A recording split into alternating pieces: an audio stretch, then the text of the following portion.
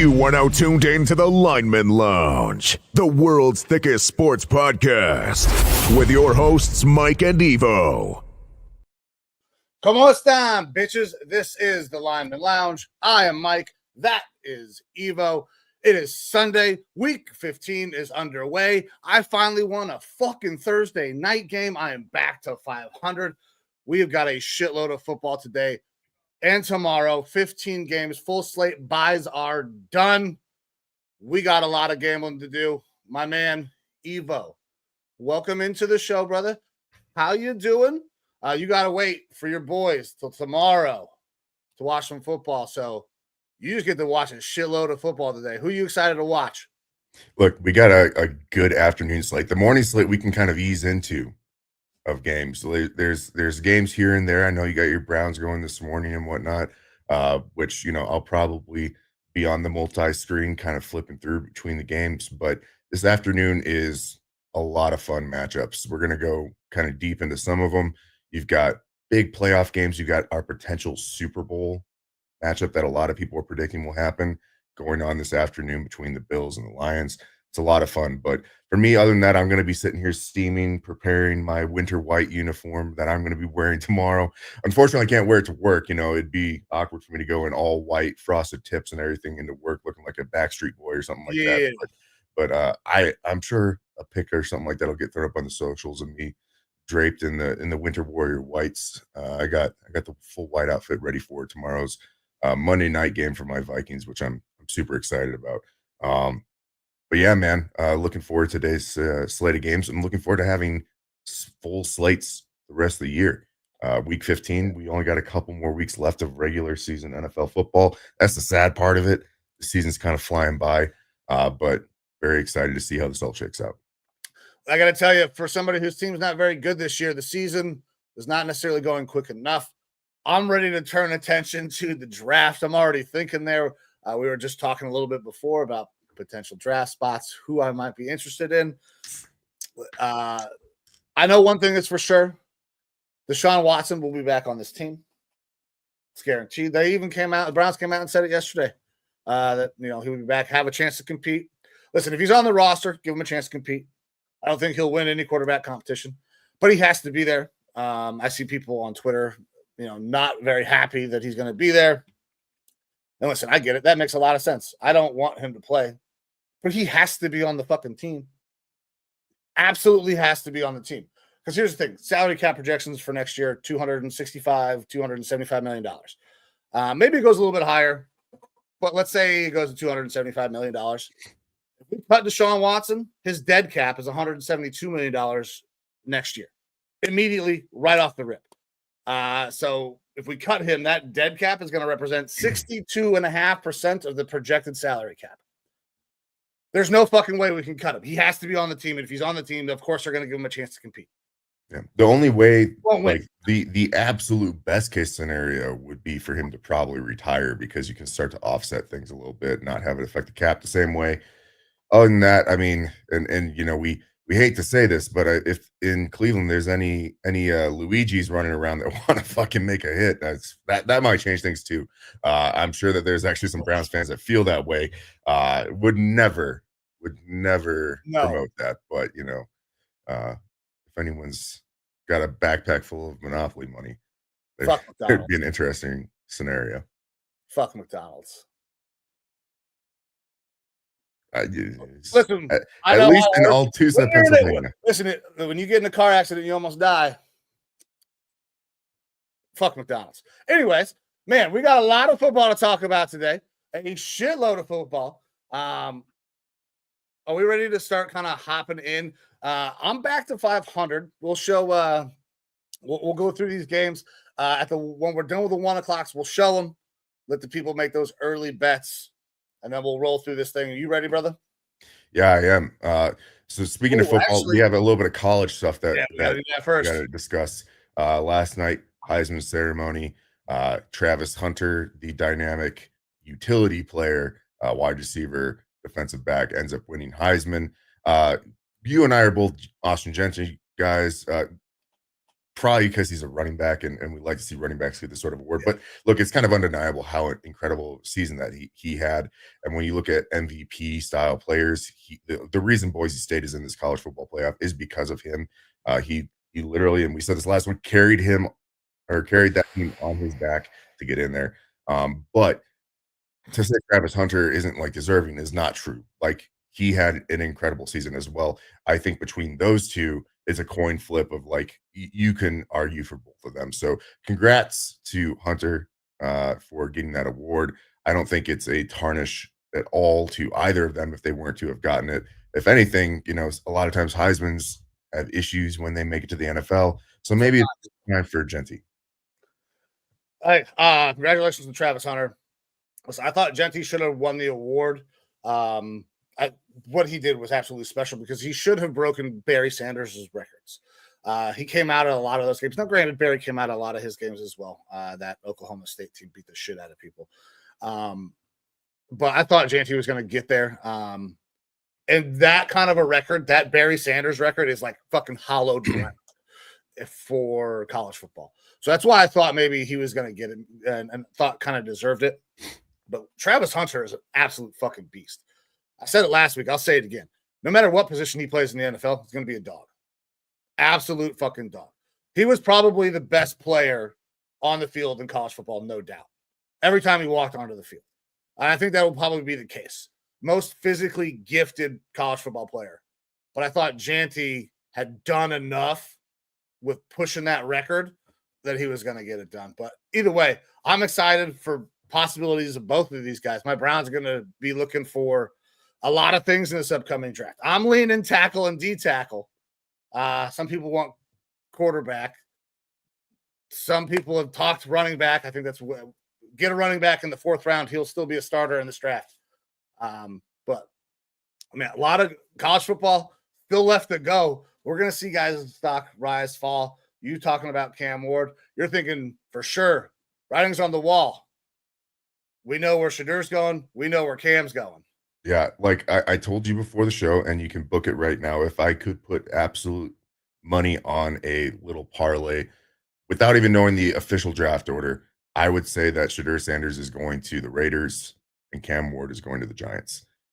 My hot sources and the research I've done tells me those two teams, quarterback needy, they're going to be in position to get quarterbacks, and it's where Shadur and his team wants to go is with the Raiders, and Cam Ward to the Giants makes the sense because he's a Dable style quarterback, someone who's mobile, he can channel a little bit of the Josh Allen type stuff from him. He's got that big arm, makes explosive plays. I feel like those are the two best fits. And if that New York Giants team, Joel Shane and Dable, want to keep their jobs, they have to sell ownership that, hey, we are getting a quarterback this year. And that is why they are in the hardest soft tank in the NFL right now, is to make sure that they're in position to grab a quarterback. Not like last year where they're kind of in that middling position where, all these top guys are going. The guys that we kind of want, like Drake Bay, are already going to be gone. We can't really get them, can't move up for them because it's too much capital. No, they're going to leave no doubt. They're going to be up there in one of the top 3 picks in order to get the quarterback that they want. Yeah. Well, they're going to keep playing Drew Lock, I'm sure, and that will solidify their not. Dude, it's DeVito today. Yeah, if they want to keep losing, they're going to put Drew Lock back in. Well, look, Vegas believes that they are not going to be at all close in this game. You'll see I think, our biggest spread of the year in that game when we get into it. But one more note for college football. We didn't really discuss it at the end of the last show until after the show was over. Post-show notes. You have Bill Belichick talking to University of North Carolina. I don't think talking to. I think now confirmed. Signed deal. As of the end of our show, I had brought it up, and you were like, "What? I hadn't heard anything about this." And then within a day or two, he had signed with UNC to be the new head coach there. He's the athletic director came out, took his suit jacket off, put another one on that had no sleeves.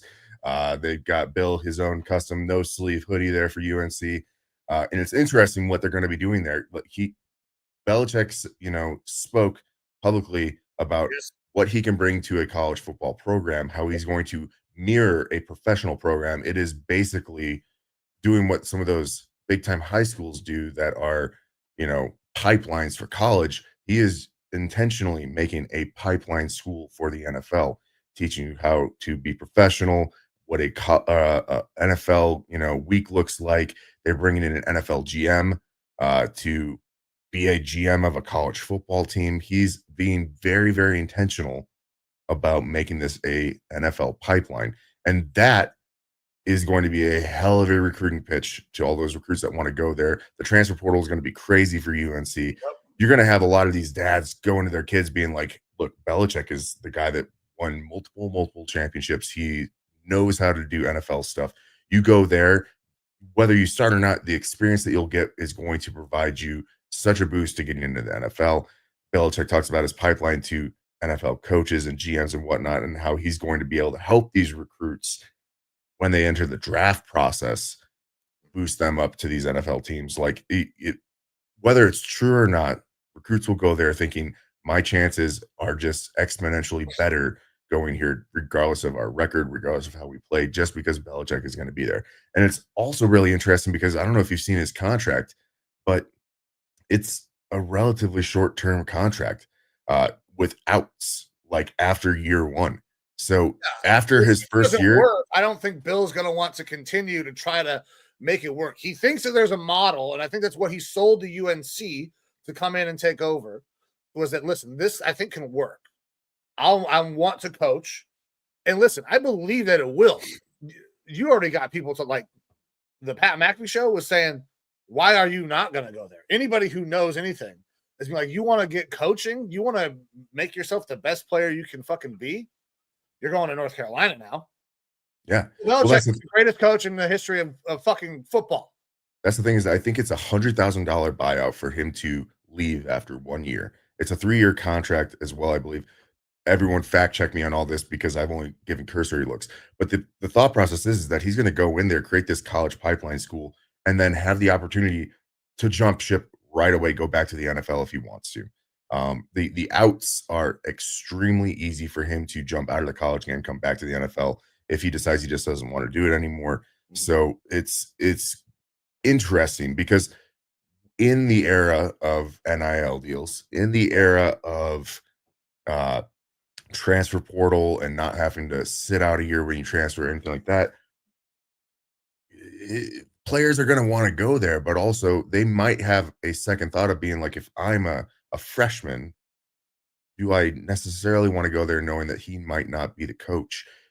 Like, you can go there and immediately jump ship if he jumps ship as well. Like, you could see the biggest fluctuation ever in players going to a school and leaving a school in the next, I don't know, 24 months or so with UNC. Yeah. Listen, all I know is that collective down there at UNC, they better be ready. They better be ready to fucking fork out some cash because people are going to want to go there. Now, they're going to want their money, though, too. People are going to want the coaching, but they're also going to want their money. So the collective, the NIL deals, they need to be ready at UNC, and the fucking towns of Raleigh and Durham better be ready with some endorsement deals for these kids, because there's going to be a massive influx of high-level talent to the University of North Carolina at Chapel Hill, baby. Yeah. They're going to be really fucking good at football in a couple of years if Bill Belichick stays there, I think. It'll be interesting to watch. I know that in the NFL game, he's got what it takes, especially if he has a quarterback. But the NFL is filled with professionals, and we've seen what happens when you don't have all the top-end talent. Even a Bill Belichick can't overcome that. He can put up some competitive teams, but ones that aren't going to make it all the way. We saw that with Mac Jones in the NFL. It is different in college.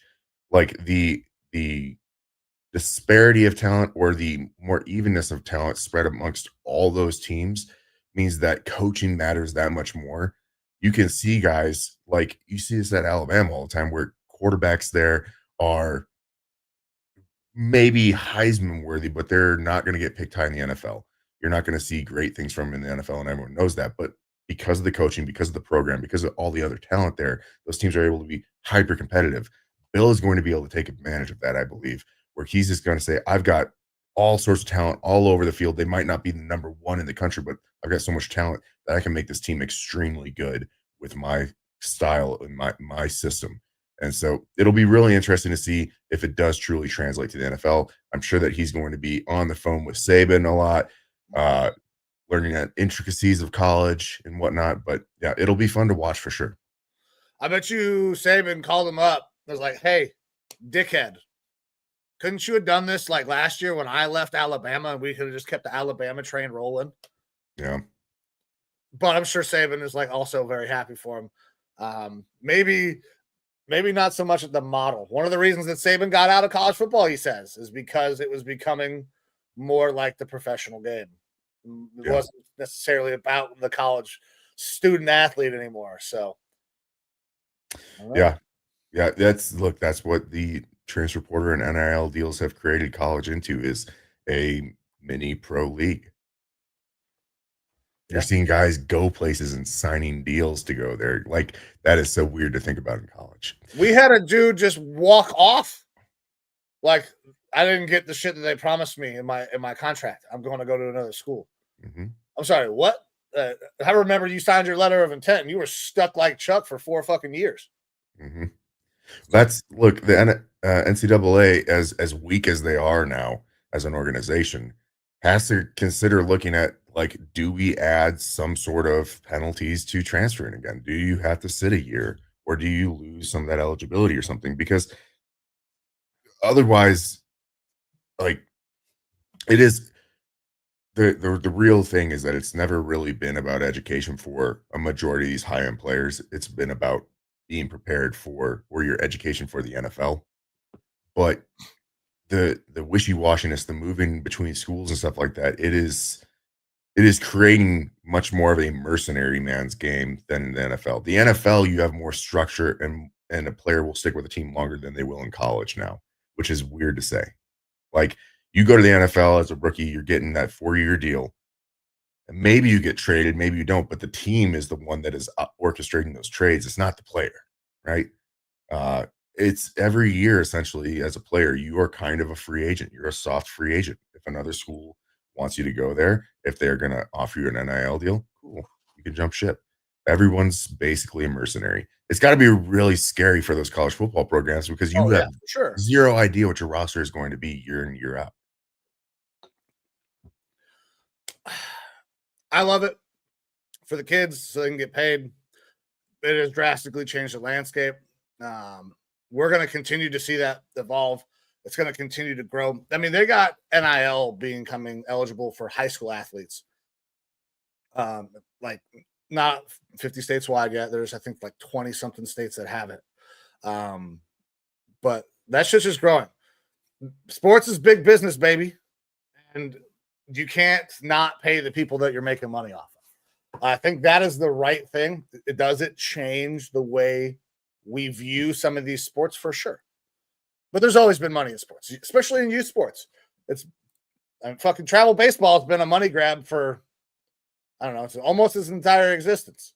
So I get it. But I just want to shout out everybody who's in here now. Thank you guys very much for tuning in. If you wouldn't mind, please head on over to our YouTube, wherever you are watching. Like, share, and subscribe. It would mean a great deal to us. We are pushing to get to those 1,000 subscribers. It would mean a great deal to me, Evo, if you guys would also hop in here. Hey, hop in the comments. Let us know what you think. We're going to start picking some of these games. Yeah, we know what the people are here for. We're going to get a lot of these fucking games right. We know what the people are here for. It's week 15 football, man. That's right. We're getting down to that nitty gritty. You've got to make up for your losses that you've had through the first 14 weeks of football, starting here in week 15. And we're going to jump into that and start making our picks and our analysis of these games, so that way you can either bet along with us or fade us, whatever you feel is best. All righty. So first game, you ready to go, Mike? Fuck yeah. Let's do this, brother. All right. So we got the Washington Commanders going into New Orleans versus the Saints. Saints are getting 7.5 points. It's -110 odds for both teams. If you want to drop those points for the Commanders as well. You have Jake Haener starting at quarterback for the Saints. The Saints are just continually getting more and more beat up. They are pretty much done for the year. Meanwhile, the Commanders still fighting for the playoffs. 7.5 points feels about right to me. Doesn't make it super easy to pick. But I'm not going to go super deep in depth in this one. Look, Haener, I liked him coming out, but I always thought of him as being that mid-tier to top end backup. I never see him as a starter in this league. He didn't look great going into the game for Derek Carr when he last played. So I am going Commanders, dropping the points in this one. I think that the Commanders should be able to win by at least a touchdown in this game, playing indoors for Jaden Daniels down there in Louisiana. Man, I'm right there with you. The Commanders are a better team. They've been a better team all year. And the Saints just continue to get rattled with injuries. Jake Haener, God bless you. God bless your soul today, brother. But you're not ready for this moment. The Commanders have been dogs all year. I expect a big day from Brian Robinson. Almost put him in my same game parlay. Decided against it, but I think he's going to have a really nice day. I'm going Commanders, and I'm dropping the points as well. Eric also riding Commanders, dropping points. Listen, when you get a rookie quarterback, you can go and have from sugar to shit or shit to sugar.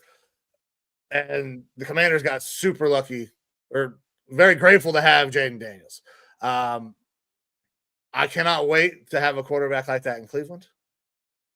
It's going to be a lot of fun when it does happen. I don't know if it's happening this year, but I don't want to devolve the conversation too much into the Browns. We'll get into that Browns game. Yeah, I know. I'm sad. We're going to talk about it here. I think it'll be a lengthy one. Yeah, because look, I was up till almost 1 a.m. last night. I'm going to be honest, taking notes on some of these games, getting kind of deep into the statistics. I haven't done that a lot in recent weeks because start off the year, you want to look at statistics and things like that to try to get a feel for where we're going with these teams. And then once you start to understand what these teams are this year, then you kind of got to go off the gut a little bit. But we are at the time of the year right now where it isn't just like we've figured out the teams. The sports books have really figured out the teams because they struggled early on in the year. Now they're putting these lines like right at the spot where it's like, this could kind of go either way. It's making it tough as a bettor, which is interesting because I've been doing a little bit better at betting recently. So plum picks, baby. We just got to start going with the plum picks. Yeah. I mean, look, it is down to that point. Next up, we have the Cincinnati Bengals going into Tennessee versus the Titans. Right now, the Titans are getting 5.5 points, minus 110 odds, or you can drop the 5.5 to the Bengals for minus 110 odds in this one. Weather, outdoor game. It's going to be a little chilly, 57 degrees, chance of rain, about 10% chance of rain, but 13-mile-per-hour winds that might play a bit of a factor in this one. Mike, what are your thoughts on this game? Bengals squeak one out last week versus the Cowboys, who not that good of a team, in our opinion, at least. Yeah, so the Bengals have probably the most explosive offense in the NFL and the most porous defense in the NFL. I think one thing that the Titans do a really good job of is running the ball. Tony Pollard's had a pretty effective year. Their head coach kind of knows who Joe Burrow is, what he does well. Obviously, he was his former offensive coordinator. And the run defense for the Titans should be pretty stifling for a Bengals team that's kind of meh when it comes to their run game. Their passing game is super explosive. So you're going to make the Bengals' entire team really one-dimensional in this game. This is where I'm seeing this go. Is it possible that the Bengals win this game? For sure. They should probably win this game. But they have to win this thing by a whole touchdown. And I don't know that they're going to be able to stop a pretty efficient running attack from the Titans. Titans can slow this thing way, way, way down. Give me the points in a slow, maybe not super high-scoring game, to an untypical Bengals game. Well, for me, I think that the offense is going to continue to roll for the Bengals. Like, yeah, is their run game kind of meh? Yeah, but I think it's as good as the Titans' run game. Look, Pollard, I believe, only needs something like 60-something yards in order to break the 1,000-yard mark for this season. That used to be the gold standard. Like, if a running back breaks 1,000 yards on the ground, it's great, but we're at, an 18-week year, 17-game season. It's not as big of a deal to hit that 1,000. You're still looking for more like 1,100, 1,200. Yeah. for it to be a really good year. I still think that he's a so-so back. Look, this will be his third year in a row if he hits that, which I fully expect him to get the 1,000-yard mark, and that's good. That means he's a serviceable back, but probably not a full-time back. The Titans, they've not been super productive recently. Last week versus a terrible Jaguars team, they lose 10-6. Like, that offense isn't putting up much against a also not good defense there for the Jaguars. The week before versus the Commanders defense is middle of the road at best in most cases on defense. They were able to put up 19 points to the Commanders 42 points. Like, a good offense can put up a lot of points on this defense. I think that this Bengals offense is way more explosive than Jaden Daniels and that Commanders offense. I think that this should be more than a touchdown game for the Bengals. Burrow, if it wasn't for the fact that his team is terrible, would be in this MVP conversation. So 5.5 points, I'm going to drop that. I feel good about dropping the 5.5 here for the Bengals. The weather, yeah, it'll be a little cold, a little breezy, but nothing too insane. I think Joe Burrow is going to be able to have himself a decent day. All right. Alrighty, next up, Dolphins going into Houston. Houston is dropping 2.5 points right now, -120 odds, or you can give the Dolphins 2.5 points here at -102 odds. Mike, what are your feelings on this game? Dolphins going indoors down to Houston. So I think it absolutely helps the Dolphins. Their offense has been better. I still think they're kind of squeaking by. I was obviously pretty critical. I thought that they were going to lose last week. They fucking flirted with it for a while until they were able to take it to overtime. I'm just not sold necessarily that this Dolphins team is their back. They're ready yet. This Texans team has not been spectacular though, man. They're a good team, but they're not the super high flying offense that we expected. And there's been a step back from CJ Stroud. Sophomore slump. Still playing good starting quarterback, but he's not wow like he did last year. That's for sure. But I still just think that the Texans overall are a better team. I know people are starting to kind of hop back on that Miami train. I'm not there yet, man. I still think there's some problems down there. Because if not for a collapse by the Jets, they lose last week. So I'm going Texans and I'm dropping the points. All righty. I got a lot of notes for this one, man. It's one of my games that I kind of deep dived into a little bit here. So if we're looking at historicals, Dolphins, they are 0-5 straight up when playing in Houston, 2-3 against the spread. So not a good historical there. Not that that matters too much. Look, the defense in Houston is really quality. Like, I think that they are overlooked how good that defense is playing and how good that defense is playing specifically in Houston. They are 5th in yards per play, 2nd in yards per attempt, 1st in success rate on defense, and 2nd in DVOA overall on the year. So that defense is playing really good. Now, Dolphins with Tua coming back, they are playing a lot better, dramatically better than they were earlier in the year. All right. Weeks 2 through 8 without Tua, they're averaging 12.8 points per game and 5.2 yards per play, which is pretty terrible. But since he's been back, weeks 9 through 14, we're seeing 27.8 points per game. They're right around that 30-point mark, which is what we kind of saw last year from the Dolphins, 6.2 yards per play.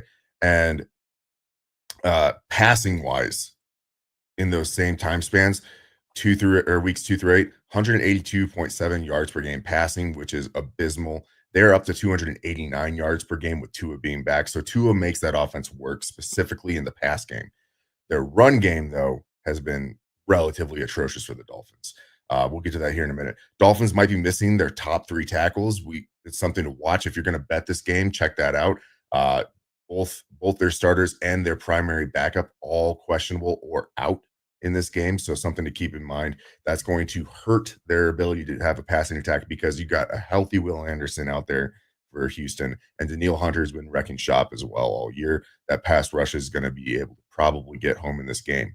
But the Dolphins' run game it has been shut down essentially since Tua has come back. Part of that is because they're able to pass more, but they are just not being efficient, not good run blocking. Weeks 10 through 14, they're averaging 60 yards per game on the ground, which is not good for an NFL football team. It's not controlling that game script like we talk about. 3 yards per carry, pretty terrible.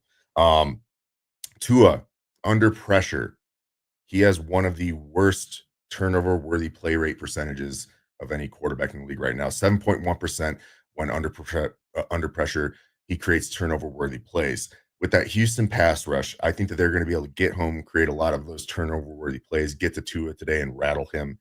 That Houston defense as well at home, like I said, that they're very good. When they are playing in Houston, they are even better than those stats I gave out earlier.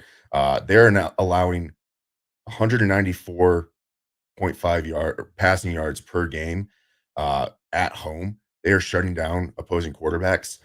If you think back in the year when they played Josh Allen, they did this. They didn't really have an answer. The Bills didn't have an answer. They had that 5 interception game versus Jared Goff, who has been stellar otherwise. That Houston defense in Houston, big uptick in play. And look, we brought it up. CJ Stroud is having a slump. Yeah. It is a little bit of a rough year for him. He's not performing terrible, but he is still taking a big step back. Part of that is Nico Collins being out for a big part of the year. Since Nico's been back, things have been a little bit better. But when Stephon Diggs went out, there's actually been a decent little drop off there as well with their passing production. The biggest weakness for this Houston team is their offensive line. They are hurt, especially along the interior. Left guard, Juice Scruggs is the backup. He's supposed to be playing. He looks like he's probably going to be out as well. So there's going to be a big hole in the middle of that offensive line. But we need to see better production on the ground. They have dropped off in recent weeks running the ball. If they're able to control that game script a little bit, their defense is going to be able to bring it. I don't think that the Dolphins have a good matchup offensively versus this Houston defense. And if CJ Stroud wants to have himself a little bounce back, start to get rid of that sophomore slump, Miami's pass defense is not good at all. Their pass rush is actually secretly good, but their pass defense, they've been cooked over their last 2 games. All right, versus Green Bay and the New York Jets, they've allowed 306 yards per game in the air. That's 9.1 yards per attempt, which is terrible for that pass defense. And Stroud, his numbers also boost up at home. This Houston team, if they're able to play at home, things go good for them. All right. I know it's a lot of information, but for me, that makes me feel very comfortable dropping the points here for the Texans. I think that you should feel comfortable dropping the points too at home if you're watching this one. There's a lot pointing to this Houston D locking this Miami offense down, shutting down the run game. Do not bet on those running backs in Miami to do much today. Ashane might have a little bit of a down day. Tua, if the pressure gets to him, it could be a rough day for him as well. There we go. Evo coming in strong with a lot of fucking data, putting in the man hour so you don't have to. Last week, we put liquid paper on a bee. It died. My man. All right, so we're going to roll into the next game, and I'm just going to take this one because we got the Chiefs coming in here to Cleveland, taking on my Browns. Spread. Browns currently the dogs, home dogs, plus 4.5. Chiefs, listen, perpetually don't cover, but they have only lost 1 game this year. Travis Kelce, little homecoming. I'm sure he's going to enjoy his day, see the family. I don't know if Taylor's making an appearance. I doubt it. I think she might be on tour. No, Eras Tour ended last week. Last Sunday was the last day of the Eras Tour, so she's free and available. Oh, shit. Maybe Taylor Swift is in Cleveland, checking it out, meeting the rest of the family. I think she's probably already done that. I'm going to shut the fuck up about Taylor Swift. But I think the Chiefs are a really kind of play to their opponent style team. And today's game is going to be fucking ugly. Ugly as hell. It is gross outside. It's like 40 degrees. It's fucking raining. The wind is whipping like crazy, bro. Last night it looked worse. Last night when I was looking at the weather out there, it was 60% chance of rain with wind. Now it's down to a 32% chance of rain, 41 degrees, and we're looking at a roughly 17-mile-per-hour winds. So weather absolutely should be a factor in this game. Listen, there's a 60% chance it's already raining. I'm going to just keep tossing in movie quotes. because it was fucking raining when I was upstairs. If it's going to still be raining in Cleveland, I don't know. I'm about 30 miles away. The Browns have played decent at times with Jameis, played great in the weather, but they're not playing in snow. They're playing in the rain. Nick Chubb has been okay at times. We saw a big run finally last week on a nice little cutback. The offensive line has kind of been very middling. By the way, shout out to the tellers. We got the Christmas card. So Amber, they do a thing where they give away Christmas cards. Amber gave the information to get one, and we got one. So thank you guys. Very that was cool. awesome. Very cool. But the Browns aren't playing very well at all. And that's why I'm going to fucking take them, because it doesn't matter how good the Browns are playing or bad the Browns are playing. The Chiefs don't fucking cover. Well, 0 for 11 and 0 for their last 11 against the spread. The Chiefs will probably win today's game. Almost certainly going to win today's game. And I don't have a problem losing today's game just because I like draft picks. I like higher draft picks for really quality defensive tackles or tackles. Alrighty. But, I mean, come on. I know. Don't go to the Chiefs. You're going to take them to cover here? Oh. Let me run through some notes here for you, all right? Do it. It was surprising to me going through this game, specifically for your Browns, all right? But we'll get into it, right? All right, so the Kansas City run game, all right? We're talking about a weather game. Running the ball is going to matter, right? Kansas City run game is getting better. Over their last 5 games, they've increased their yards per carry to 5 yards per carry. That is very good. And 101.3 yards per game. It's not like gangbusters yards on the ground, but that is a big uptick from what they had earlier on in the year.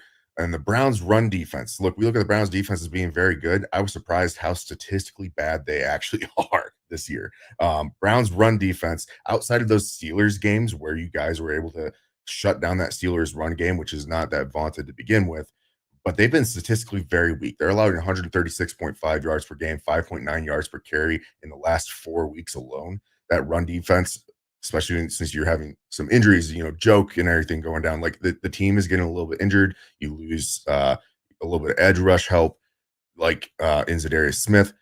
It's trending in the wrong direction for that Browns defense, specifically in the run game. Browns pass rush, that is probably the best part of their defense right now. They're 7th in blitz rate, 1st in pressures, and 8th in adjusted sack rate. But Mahomes is in the middle of the league when he gets pressured. Like, he's not good out of a clean pocket, but he is okay when he's getting pressured. Not great, but okay. That's because of Andy Reid. Andy Reid gives you answers.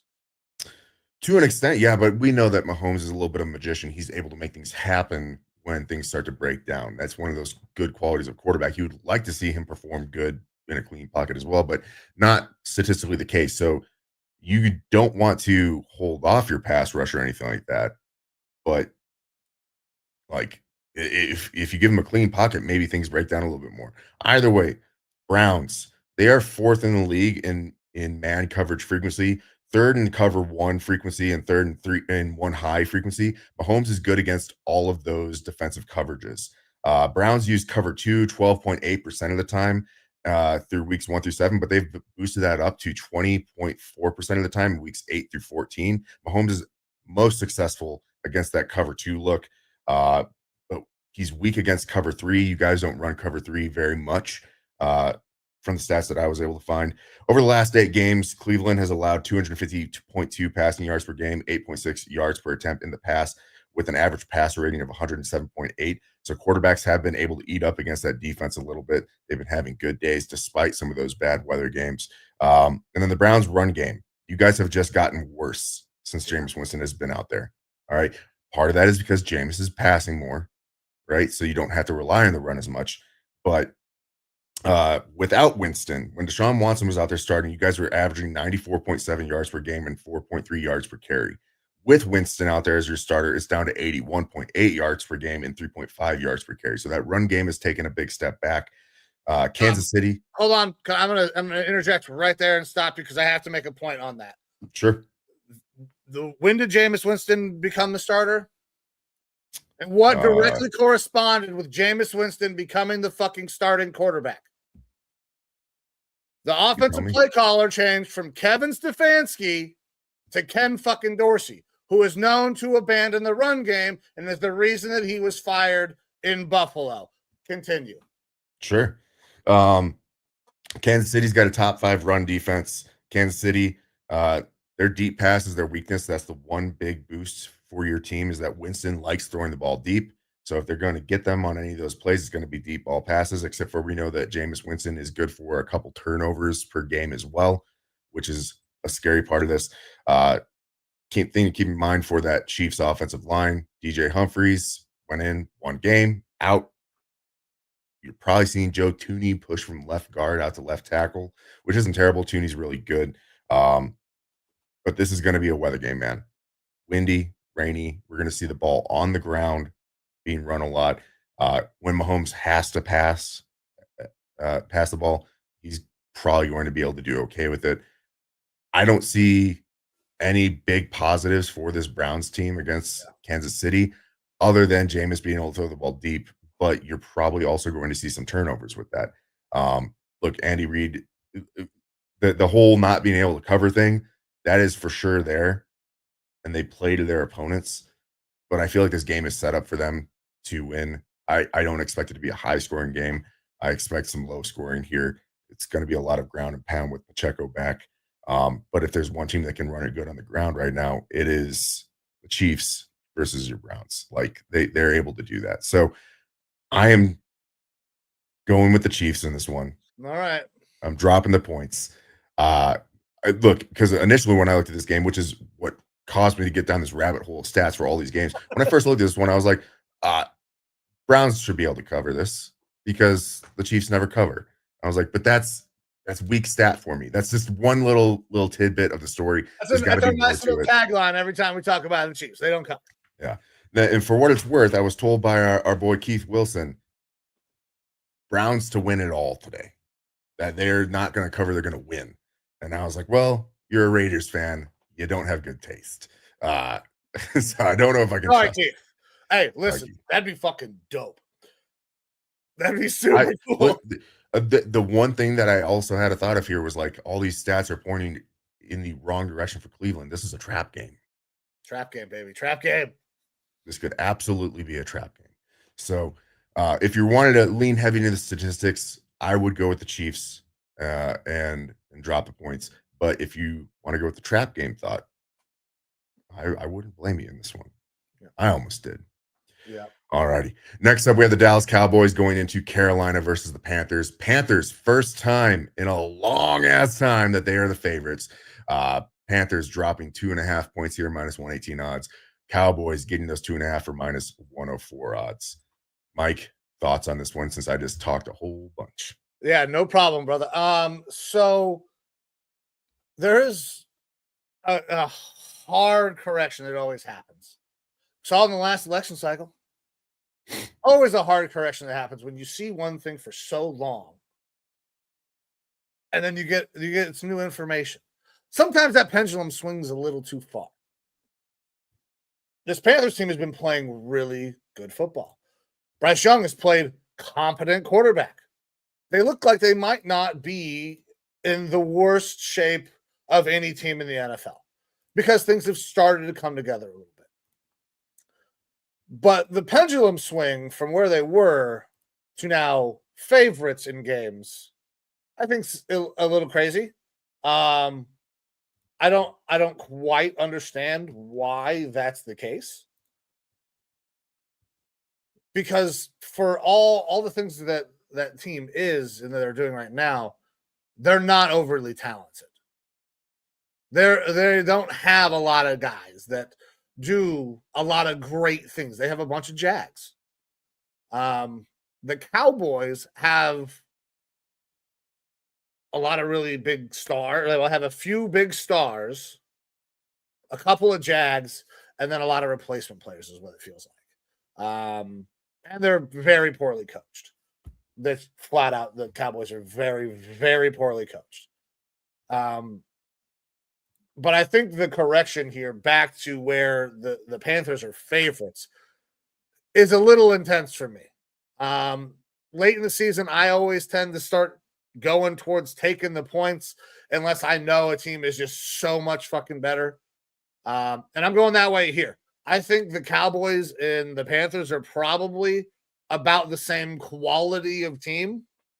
So I'm going to take the points because it makes more sense to bet that way in my head. So I'm going Cowboys plus the points. All right. I got a list of stats and stuff here for you. All right. Because look, it was the joke. It was our running joke. Oh, you Yeah. don't want to face this Panthers team. And then it became a thing where it's like, oh, yeah, this Panthers team is actually fucking putting up a fight. You don't want to back the kitty into the fucking corner. They're going to scratch back, apparently. All right. And they played a pretty fucking good game versus the Eagles last week. Like they have shown up and shown out.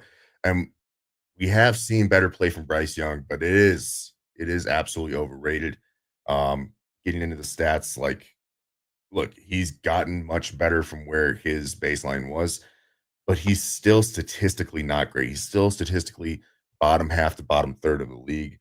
Yeah. 212.2 yards per game, 6.2 yards per attempt in weeks 8 through 14 since he's been back starting. That's nothing special. Quarterback play.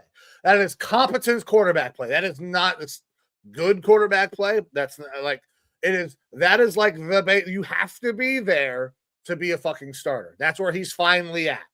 Yeah. And look, we'd like to continue to see the growth, but banging the drum right now, saying that things are fixed, it's probably too early for that. But look, at the end of the day, this is one of the worst statistical offenses, technically, bottom 3 in Dallas, going versus one of the statistically worst defenses in the league, bottom 2 in Carolina. All right. Weeks 9 through 14, the Cowboys have actually started to see an increase in their run game. That's a good thing for their offense. They went from having 74.6 yards per game and 3.5 yards per attempt in weeks 1 through 8 to now getting 111.7 yards per game and 4.6 yards per attempt. The run game has gotten better there for Dallas. They've made that switch, especially since Dak has been out. In their last 2 games, though, 140.5 yards per game on the ground, 5.1 yards per attempt. Rico Dowdle is getting hot. All right. He is playing good. Now, that was going up against the Bengals and their terrible defense. That was going against the Giants without Dexter Lawrence. But also, Carolina's run defense is atrocious. It is as bad, if not worse, than those 2 teams. Since week 9, Carolina is allowing 5.7 yards per attempt and 195 yards per game on the ground. They are giving everything up on the ground. Now, if you wanted to think, okay, the Cowboys are going to have a huge run game, they might, but they have Cooper Beebe at center out, Zach Martin out. So they have some big holes there in the middle of their offensive line. But that has still been the case for the past couple weeks. These guys have been injured, and they past 2 weeks have still put up tremendous rushing numbers. All right. Passing wise, Cowboys with Cooper Rush have been pretty fucking terrible, though. 209 yards per game, 5.7 yards per attempt. Cooper Rush is best when passing in the short game. Those 1 to 5 yard passes are behind the line of scrimmage. And that's what Carolina's defense does best against in the pass game, is defending the short pass. Cowboys defense also has been relatively terrible against the run. Their pass rush is good and getting better with Michael Parsons out there, but the Cowboys defense allows whatever you want on the ground as well.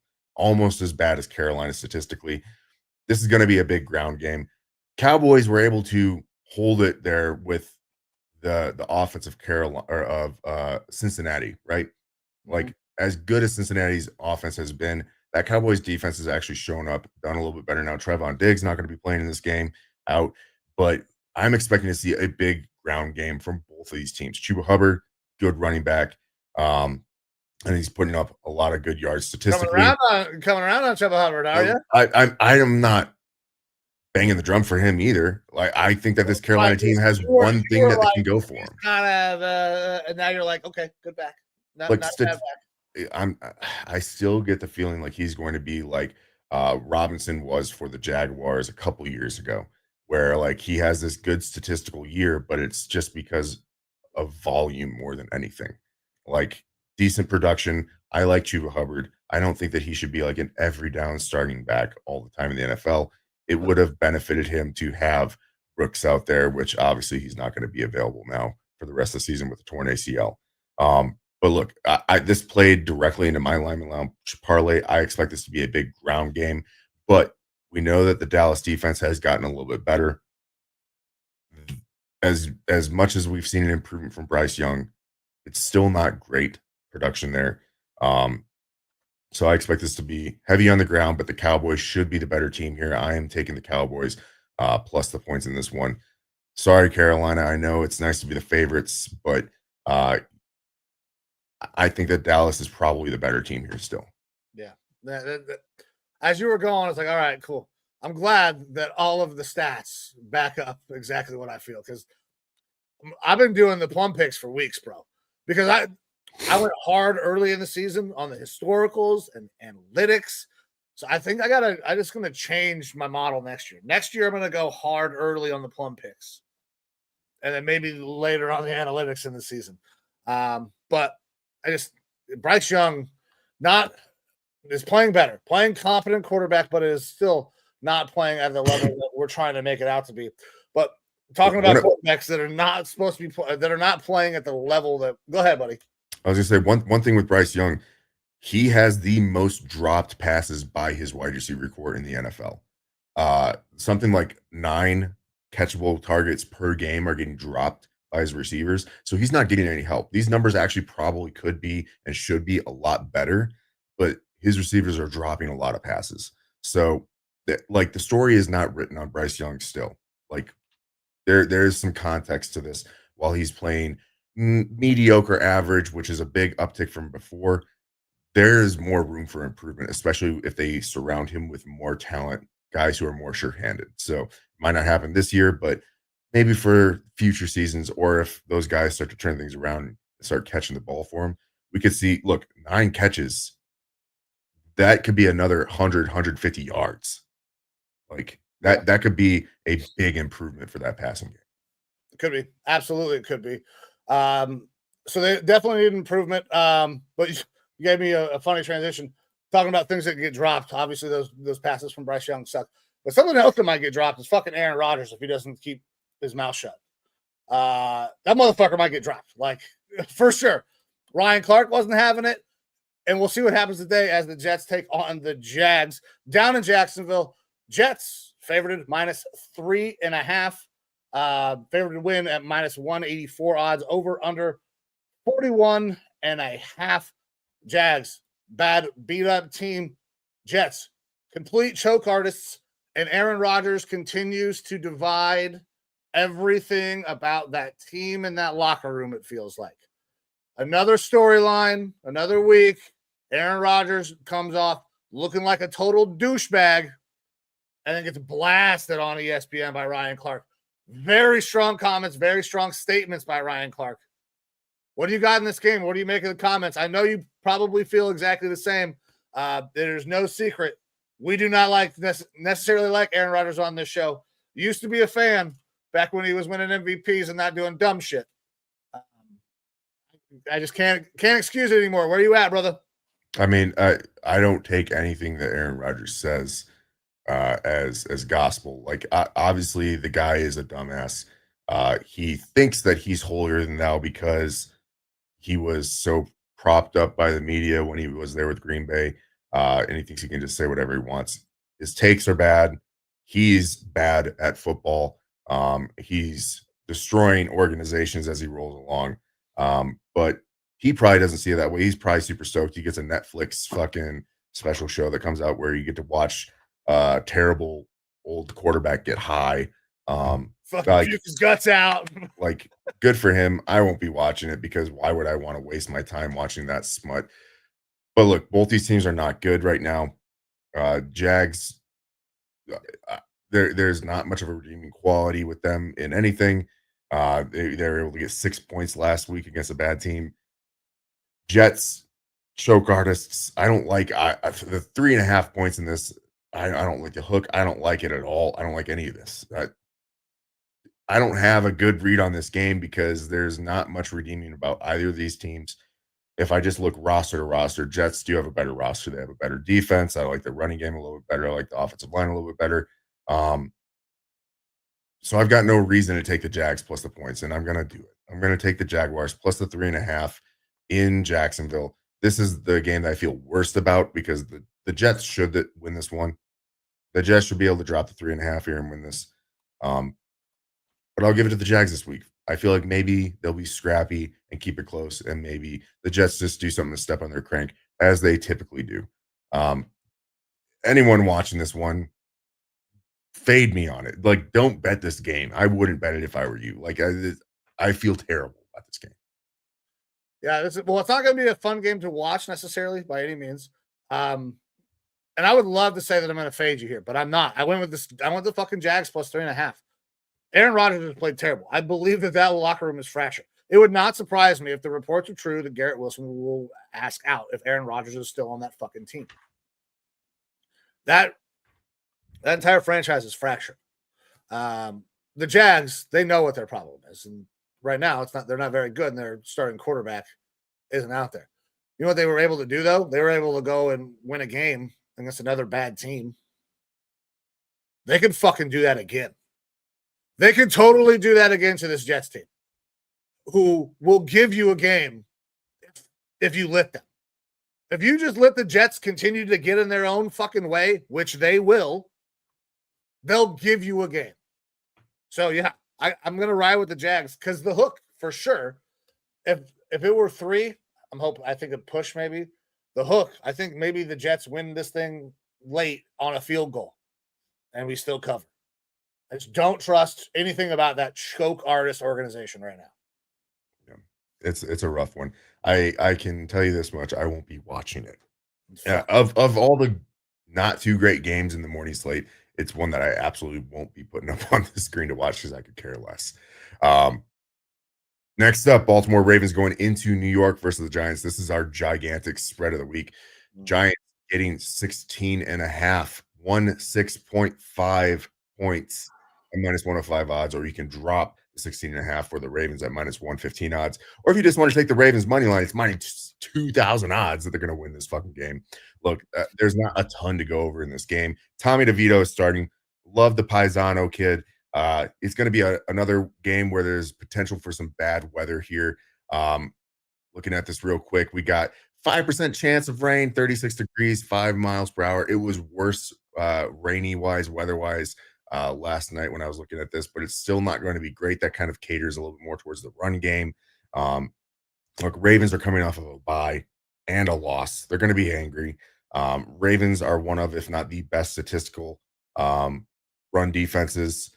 That's mostly what the Giants can do is run the ball with Tyrone Tracy a little bit. But said it earlier, the Giants are in the loudest soft tank mode right now. Who wants to touch a spread like this? Not me. Nobody. I'm going to drop the points for the Ravens though. Like the Giants, I could see them putting up 3 points in this game. Derrick Henry should have a field day. Ever since Dexter Lawrence has been out, this defense, they were statistically average, a little bit above average in run defense. Lawrence goes out and they're just plummeting. So yeah, it's the Ravens for me, dropping the points. That it's a wild amount of points to drop, but I can't compose a good argument for this Giants team anymore to put up anywhere close enough to keep it close. Yeah, I don't have much to say. The Giants are terrible. The Ravens are good. The Ravens are good enough to win by 40 because the Giants are so fucking bad and they're trying to lose. Ravens minus 16.5. Spreads this big are stupid. But games this bigger, games this lopsided are stupid. We all know what's going to happen. Minus 2,000 odds. It's written on the wall.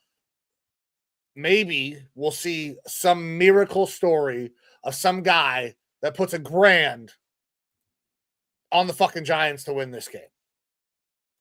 It would be crazy. But that's the only way we're going to ever talk about this game again. It's going to be an ass whooping of epic proportions. Yeah, it's not going to be fun. Not going to be good. Not going to be fun at all, dude. Like, of all the morning games, this might be no, we just talked about the one. Yeah, I'd rather watch this game because of the Ravens. It's going to be competitive at least. We know that those two teams are probably going to be around each other. Ravens-Giants is going to be like a fucking high school team taking on a 7th grade team in a fun charity event. I would rather watch the Ravens versus the Giants just because the Ravens are a competent football team. Like, I mean, well, okay, so the Ravens are a competent football team. That is a huge, huge plus. Not necessarily going to get me to watch it by any means, though. yeah, I don't want to watch it. No. However, that's going to wrap it up for the morning slate. Pop these picks up here for you guys. So we're both on Commanders minus 7.5. I took Titans plus 5.5. You went Bengals minus 5.5. Both on Houston minus 2.5. I took my Browns plus 4.5. You went with the Chiefs minus 4.5. Both on the Cowboys plus 2.5. Both on the Jags plus 3.5, and both dropping 16.5 big fucking points for the Ravens. Well, I think everybody expects to be one of the ass whoopings of the year. Yeah, absolutely. But that takes us to this afternoon slate of games where we got a couple really good ones here, a couple fun ones to watch. It's going to make it a little more difficult to split screen because I'm going to want to watch these games a little more intently. First one that we're going to go over here, Steelers going into Philadelphia. Yeah. We have the Pittsburgh Steelers plus 5.5 points. Eagles dropping those 5.5, minus 110 odds for each. And this is a Philadelphia team that has some internal strife. We talked a little bit about Jalen Hurts and the passing game.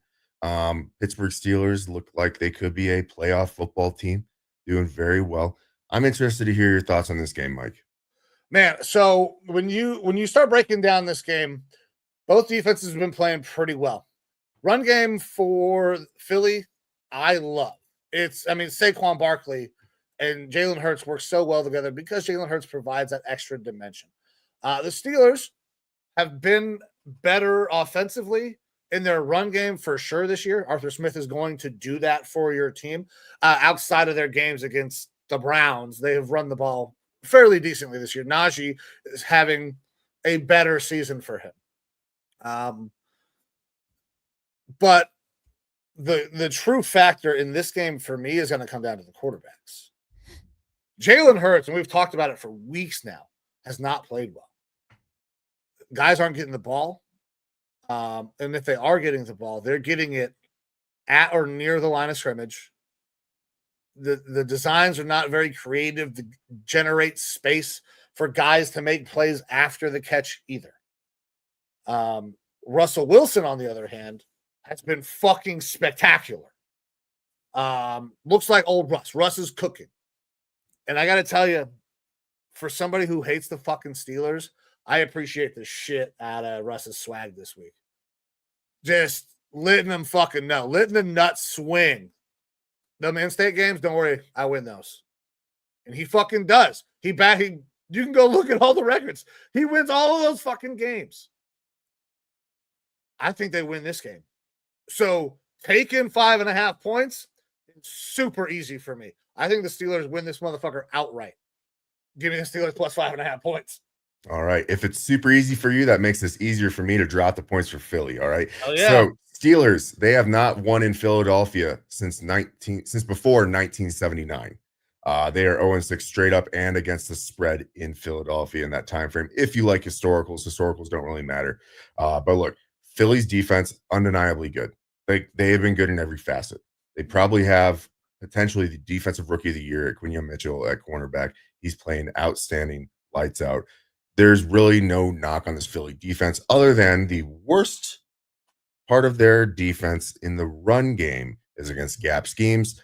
That's what Arthur Smith runs, is gap concepts. All right. But look, the Steelers run game, yeah, it's been better. It's still not great. It's still average to below average in the league overall. George Pickens out in this game. I know that was a big thing for you last week. It's probably still going to matter here because they are going up against a very good defense, very good pass defense. Getting into this Philly offense, all right, the run game has been absolutely phenomenal. They've been able to do nothing but run the ball and basically win games. You look at the pass game, they have the receiving options there that they've had in years past, and they've been able to have a prolific receiving offense, right? The scheme has changed some, and I think that Kellen Moore, whatever his name is, he is focused on controlling this game on the ground. and it's hurting people's feelings, right? Obviously, AJ Brown, big personality, emotional guy. He's getting upset that they're not getting the ball. Jalen Hurts also apparently has some sort of squabble with AJ Brown. They're trying to downplay it. This isn't Donovan McNabb and Terrell Owens. I am not so sure. Like, it feels like it actually legitimately is playing onto the field. This is not the first time they have had a conversation where this is a problem. One of two things is happening. Either Jalen Hurts has taken a huge regression in his ability to read the field and make decision making, or he's intentionally not throwing him the ball. I watched a film breakdown this week where they were showing specifically any plays where AJ Brown was open. There was a ton of them versus the Panthers where AJ Brown was breaking open. You see Jalen Hurts, look at him and look him off. And he would run the ball or throw a little pass to Calcaterra or something like that. Like there was on the fucking phone. There was 2 touchdowns that AJ Brown left on the field where he was very open. Any NFL quarterback should be able to see that, throw it. And there were times that you could see Hurts look and look off. And it was like, he's like, we're going to beat the Panthers. I know we're going to beat the Panthers. We can beat the Panthers with our run game. And if I have to throw a pass at the end, I will. But I'm not giving you the fucking ball because you're being whiny about it. And I get it. AJ Brown is getting upset because he is getting open. He is getting these plays, and Jalen Hurts is not hitting him. Hey, like it feels like it is pouring on the to drop a diss track or a diss tape showing all the times that you're open and you don't get the ball. It will get you cut or whatever you need. Ask OBJ, who was recently also cut. Look, this is the biggest weakness I think of this Eagles team is the fact that their passing offense isn't working, and it's because emotions and egos are coming into play. But I'm on the side of AJ Brown on this one. Like, they could be putting these games away a lot more if they start passing the ball competently, and it feels like they are intentionally not. Now, you've had the OC come out this week, say we're going to try to generate more targets and whatnot. It's not that the targets haven't been there, they just haven't been throwing it, which is weird. But I feel like this Eagles team, if they need to, they could flip that switch. If they want to, they could set their Eagles aside. They could flip that switch, and they could have that big-time passing attack that we've seen in the past where this offense has been very scary. All right? When we're talking about the Steelers and how good Russ has been, it's undeniable how good the team has been passing since Russ Wilson has been there. They have not faced a top 15 pass defense since he's taken over. Okay. They are facing one of the best pass defenses this week. Their average run game is going up against a very good run defense. I think that this might be like, I want Philly to drop the game. Like, I want them to lose the game because then that opens up more opportunity for my Vikings. For you, yeah. Right? But I don't see it happening here. I think that this might be a bit of a rout. Like, the Steelers do have a good defense, but if they shut down the run game, Philly, all they have to do is flip that switch and access the pass game. If it feels like they are holding themselves back right now on offense because of their own internal issues, but it's not because there's a lack of talent or lack of capability.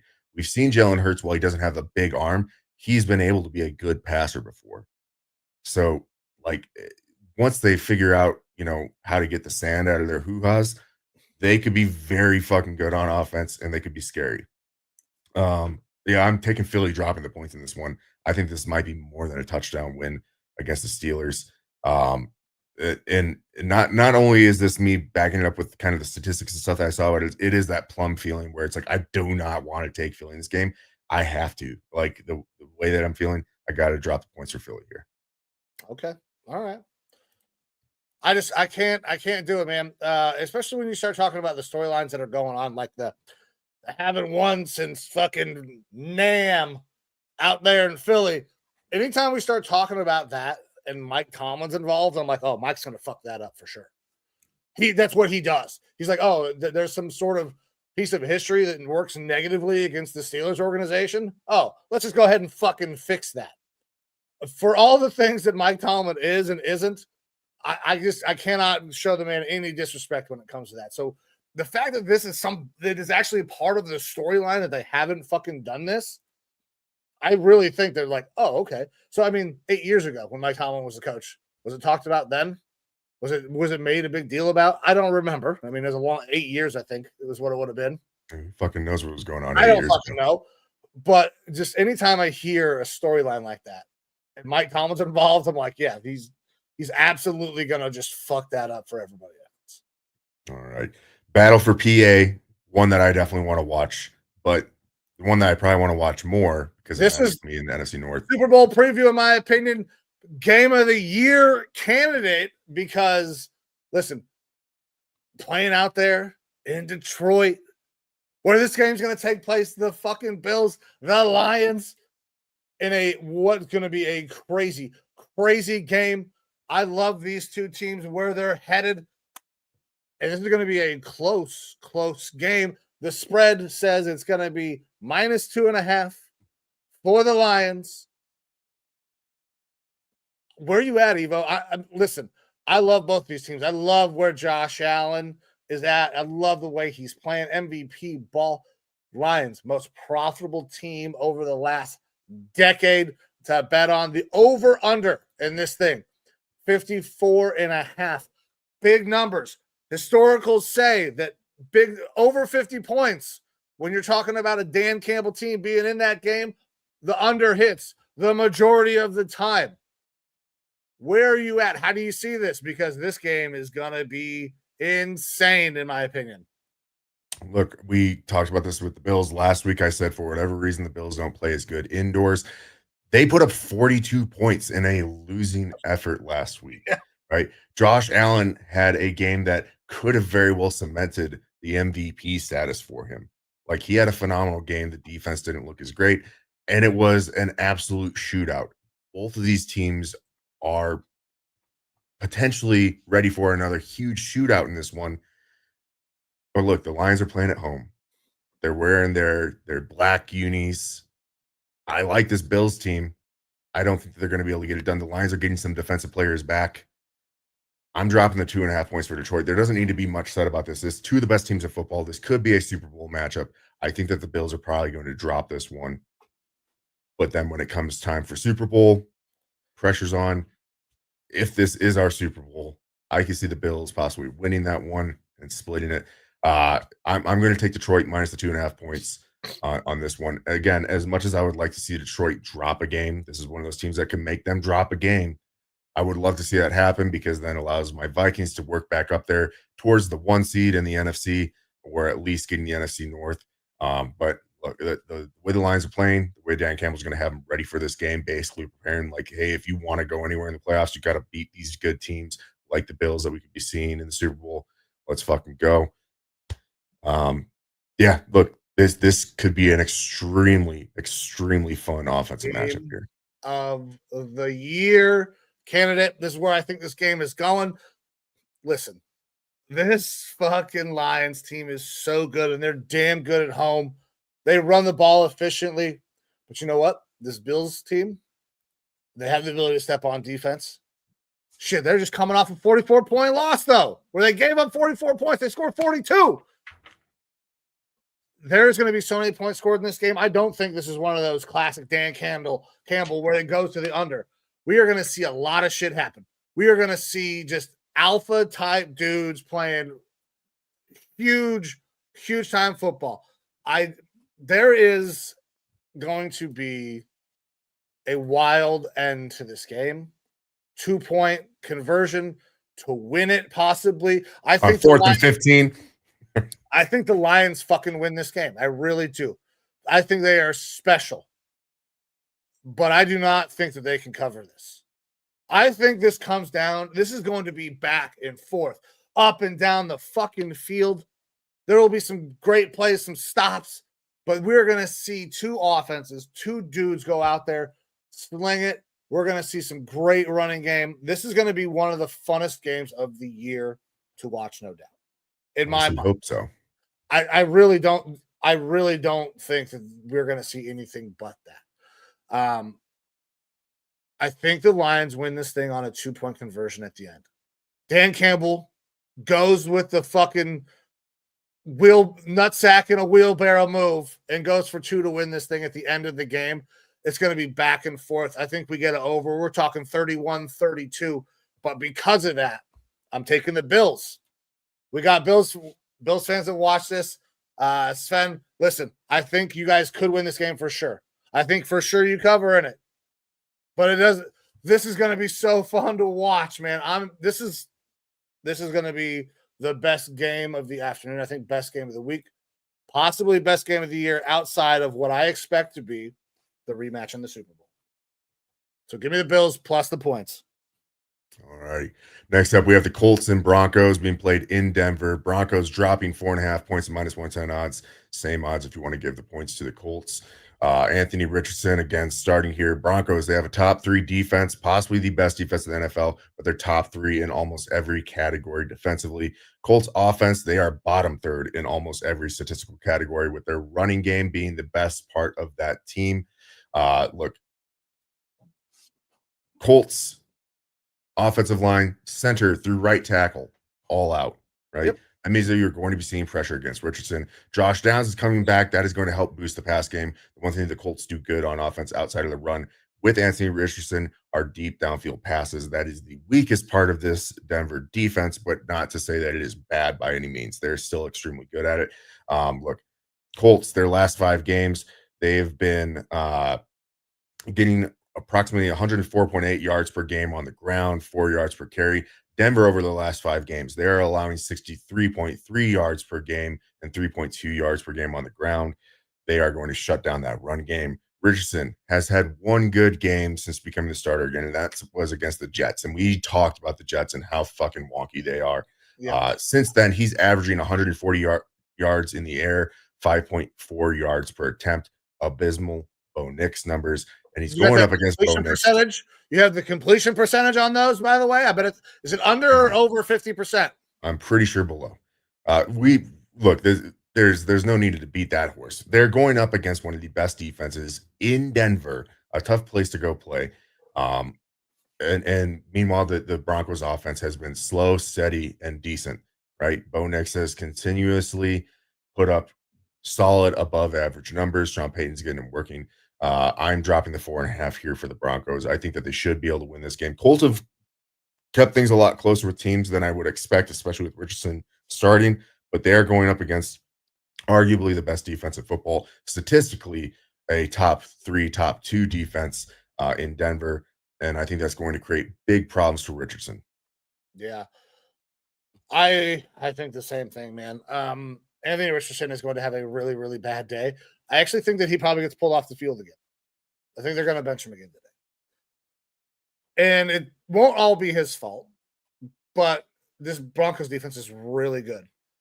They're going to have to protect him. They're not going to be able to protect him against this Broncos defense. That Broncos pass rush is going to get home. You brought it up at the start with that offensive line decimated for the Colts. That Broncos pass rush is going to get home. It's going to force Richardson into some really bad decisions, or he's just going to get the hell beat out of him. They're going to have to take him off the field if they have any hope of getting him to the next fucking week. I understand he is a big dude, but look at what happened to Cam Newton. You cannot let somebody stand back there and get just punished. And that's probably where I see this going. Look at what happened to Cam Newton. You're going to start wearing funny hats every week. Listen, the hats I think are kind of dope. Just stay away from the bows. The bows are fucking weird. The hats are sick, though. I'm dropping the points, man. Broncos -4.5. I got it this morning at -3.5. It's -4.5 now. It could go up to -5.5, 6.5, and I'd still be teetering, probably going with the Broncos. So, yeah, I'm going to drop the points. All righty. Next up, Patriots going into Arizona versus the Cardinals. Cardinals -6.5 points at -105 odds, -115 odds if you want to give the points to the Patriots. I don't know really what to say. Look, Cardinals are still technically in this race. Patriots, statistically one of the worst run defenses in the NFL. It bodes well for James Conner to have himself a big day in this matchup. Cardinals need to figure out how to fix their passing game more than anything.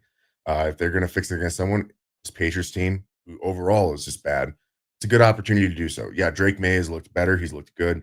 But Cardinals should be able to run the ball, control the game script in this game. I like the Cardinals in this one. 6.5 points is a lot for me to drop for this Cardinals team. But Hungry Dog gets the bone. They are still fighting to try to get to a playoff spot. Cardinals in this one, I'm going to drop the points in this game. Okay, so you surprised me there. I know that we're kind of up and down on the Cardinals team. I am as well. But Drake May, this goes directly into one of my parlay picks, has played pretty well when he stays in the game. This Cardinals defense can be got, no problem. And the Cardinals don't necessarily beat teams like this, in my opinion. Now, the Patriots have had all sorts of offensive problems, but those get a lot better when Drake May's on the field. We just got to make sure Drake May makes it all the way through the game. And I think this thing stays close. I'm going with the Patriots, and I'm taking the points late in the year here. Give me, a whole touchdown worth of points. I will take those. And the Cardinals don't necessarily put people away, even though the Patriots aren't, spectacular by any means. All right, next up, another actual decent game here. Tampa Bay Buccaneers going into LA versus the Chargers. Chargers favored -3 and -104 odds, where you can give the points to the Bucks for -118 odds. Chargers again without their running game. You've got Herbert nursing 2 injuries, questionable, but still going to play. Lad McConkey didn't play last week. It sounds like he probably will play this week, but Will Disley, their other big receiving option at tight end, expected to not be playing in this game. Buccaneers, Bucky Irving hurt, but expected to play with rib and back injuries and hip, I think, something like that. Mm-hmm. There was a question about that last week, and he barely got any play. And then you saw a lot of Rashad White, pissed off fantasy owners there. And Mike Evans, of course, playing in this game. The Tampa Bay secondary down a couple guys, Winfield down. So that's going to definitely play into this. Mike, thoughts on this game? I like the Chargers a lot. They're a very good team. They play good defense. They run the ball well, or at least they did when all of their guys were there. McConkey should be healthy. Great. McConkey can help keep this thing close. But I think Baker Mayfield can go back and forth and duel a little bit with Herbert. Now, Herbert is the more physically talented guy, sure, going to have a higher ceiling, but Baker can sling it with the best of them, and I think he can keep this thing close. I'm looking at this as a very clear, push scenario. I think the Chargers should win. But I think this thing is actually really, really close game. Baker keeps this thing close, maybe makes a late mistake for a field goal.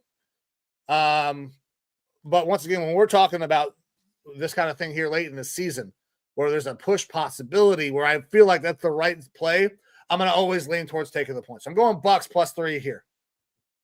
All righty. Look, this Chargers team, like you said, they were really good with the run since J.K. Dobbins went down. It has been a dramatic difference.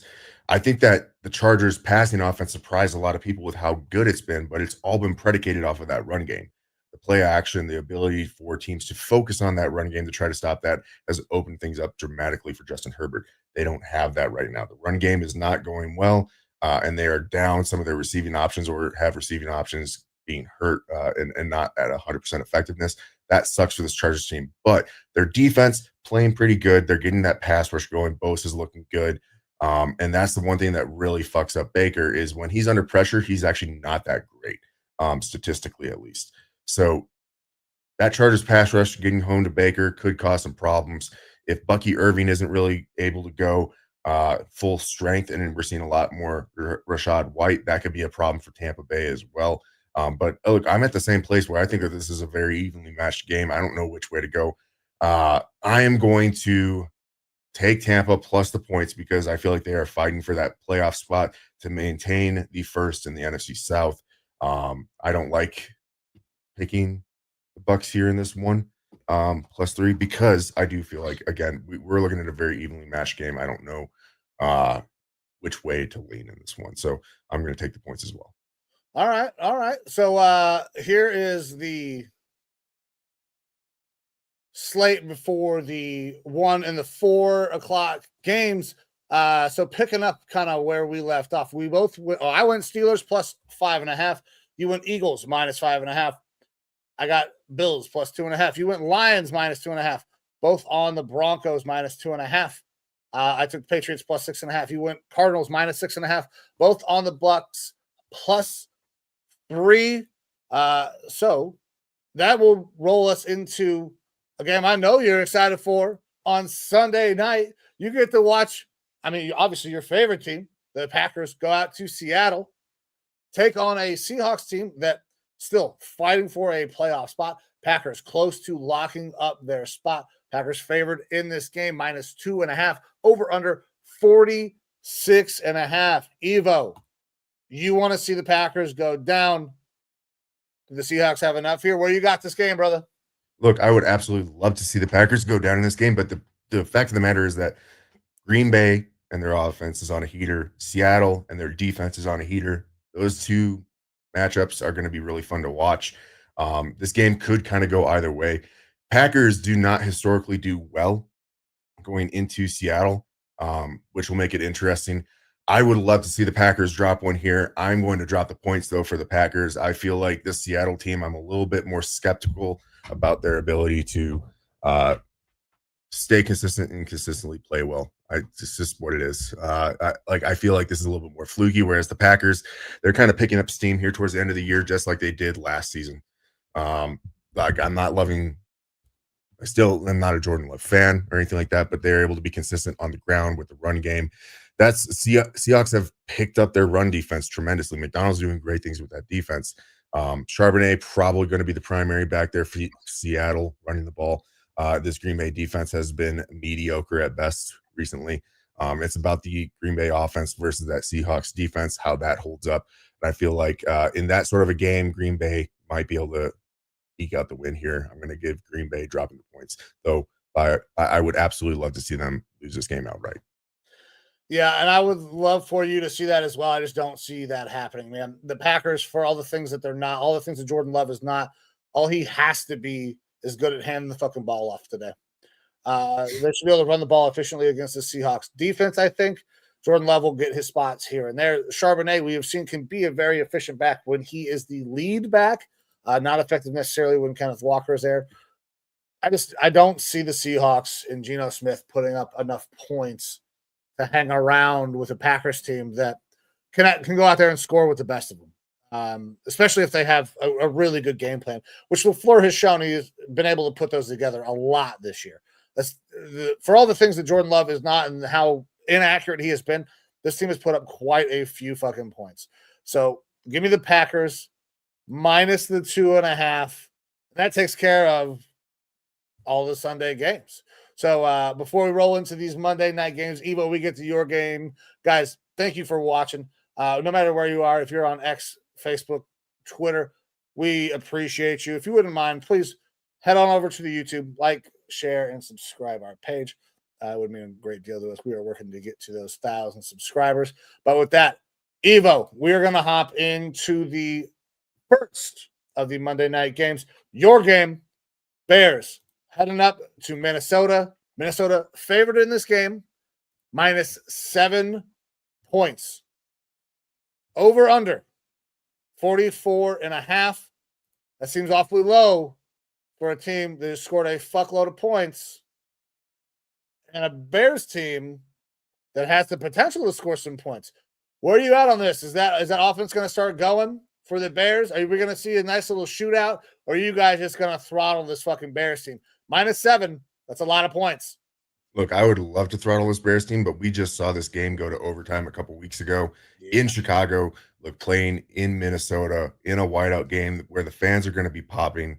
It's going to be tough for Chicago to come in there. Since their interim head coach has come down from the box onto the sideline, things have not been great for that team. They have not looked as good defensively or offensively. But look, last week's game versus Atlanta and Kirko, that was a game like match made in heaven for my Vikings team, where we got to blow someone out. I don't expect that to happen week in and week out. While I would love to see that on this Monday night game, I'm actually going to take the points for the Bears here, but I expect my Vikings to win because it could be closer. I think that we're going to be ahead by 2 scores late, and then they're going to the Bears are going to be able to score something to get it within that 7 points and try to make a late game surge, but we'll end up holding them off. I expect us to win this game, and again, would love to see a handily win this game, but it's an NFC North divisional matchup. They tend to be close. The Bears have played most of these NFC North teams pretty close. So I could see this being within that 1 score. I appreciate the humility that you have about your team. The game was close. There was a lot of things that were learned in that game. Specifically, Brian Flores had a chance to play a game against Caleb Williams and see what he can and can't fucking do. I think you guys are gonna kick their ass. Look, there's one thing to be said. In that game, Caleb Williams had, I think, 3 or 4 turnovers that should have happened. Turnover-worthy plays. That didn't happen. So if we make good on a couple of those, I think you're going to kick their ass. Brian Flores now has direct tape to see what he does against you. And are we sure that Caleb and that coaching staff is going to have him ready and prepared for the dynamic things that Flores is going to change and throw at him now that he has fucking tape? I don't think so. I think they got a poison pill of a coaching staff up there in Chicago, and you guys have one of the best coaching staffs in football outside of the fucking Detroit Lions. Yeah. Brian Flores is going to throw some crazy shit at Caleb Williams on Monday night. I got the Vikings -7 points, bro. And for Nuke Darnold's fucking sake, I hope that he has another really big game like he did against Atlanta. It was really cool to see the crowd behind him like breaking his normal kind of quiet demeanor to be on the sideline, whipping that towel around and people going crazy for him. Like he was like, I couldn't help myself. Like I was feeling the vibe. I couldn't, like normally I like to be kind of subdued. And he's like, but I couldn't help it during that Falcons game. And I love seeing the Minnesota crowd be able to get behind him and him actually get to feel that fan base behind him, which he basically has never had in his career. That's cool to see for him. So congrats to Sammy Darnold and hopefully he continues doing that going forward. What did you call him? Nuke Darnold.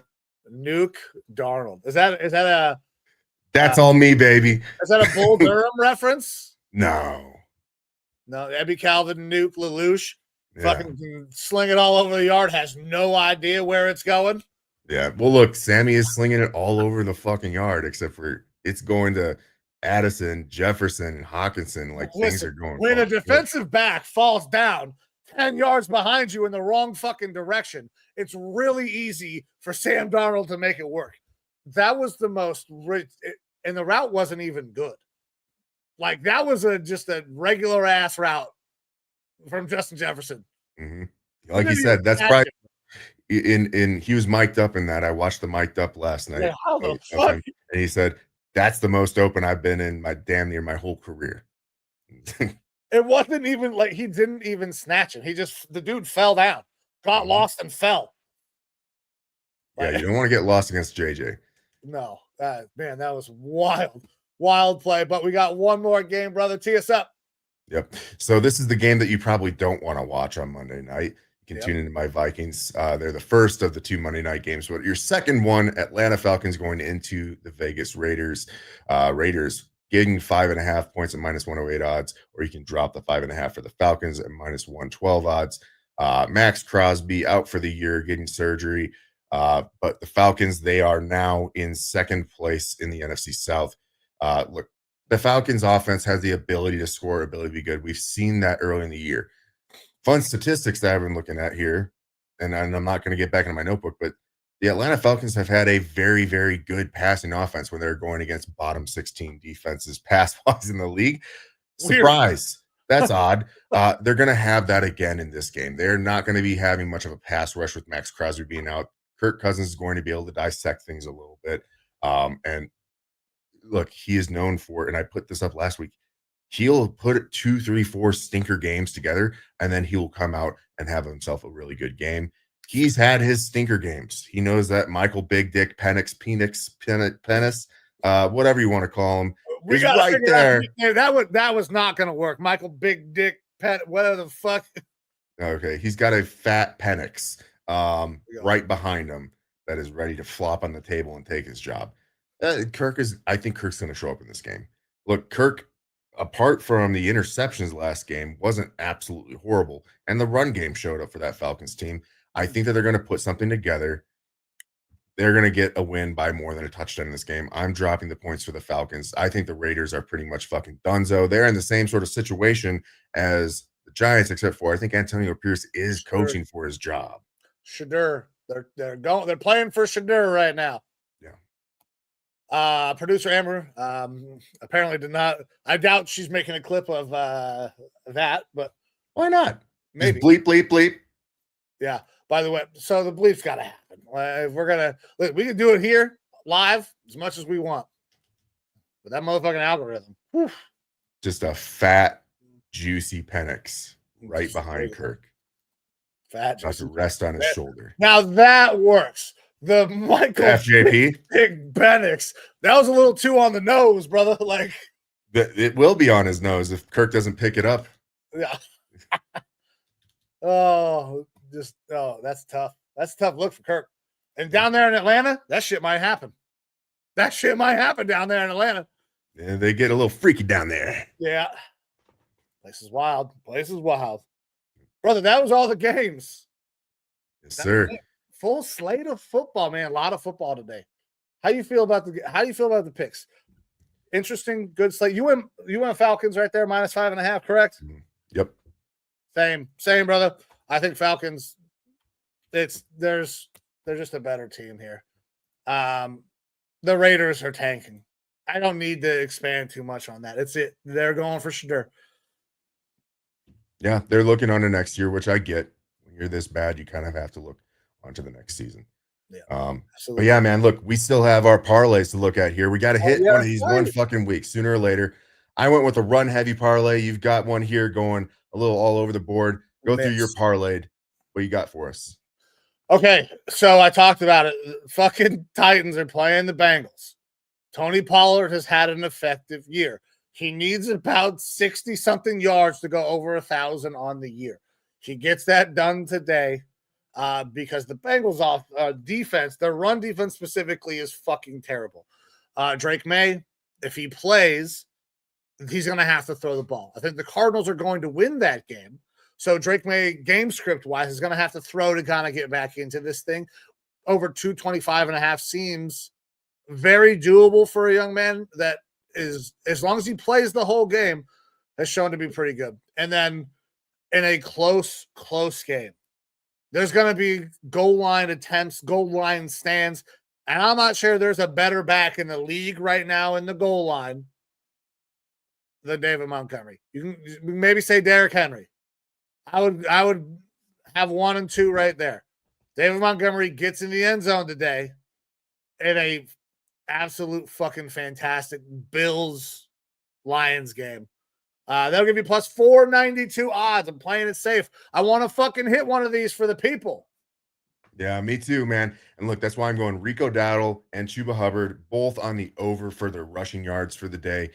Both good run games going up against bad run defenses. I expect a lot of running in that game. And then James Conner going up against a very bad run defense as well in Arizona. So I expect him to be able to put up 80 or more rushing yards. That gives you 703 odds in this one, a big one here if you want to have a rushing parlay.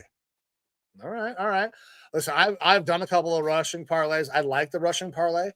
It just every time I've done one of those, it's kind of backfired.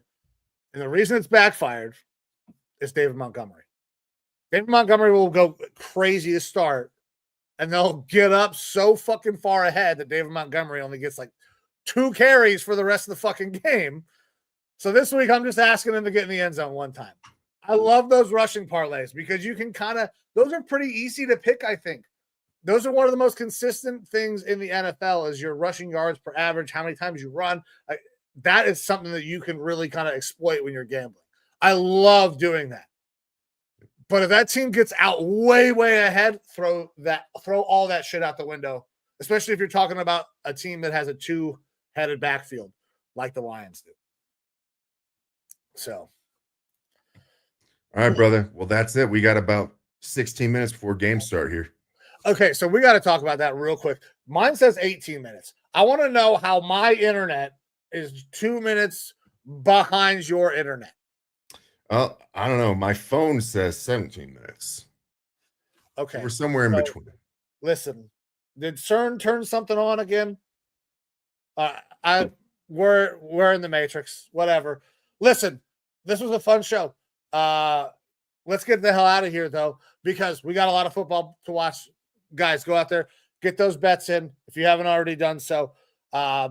Producer Amber's been making clips. We appreciate all of her work. Evo, I appreciate everything that you do. And then to everybody who tuned in, thank you very much. Time is the most valuable thing that you have.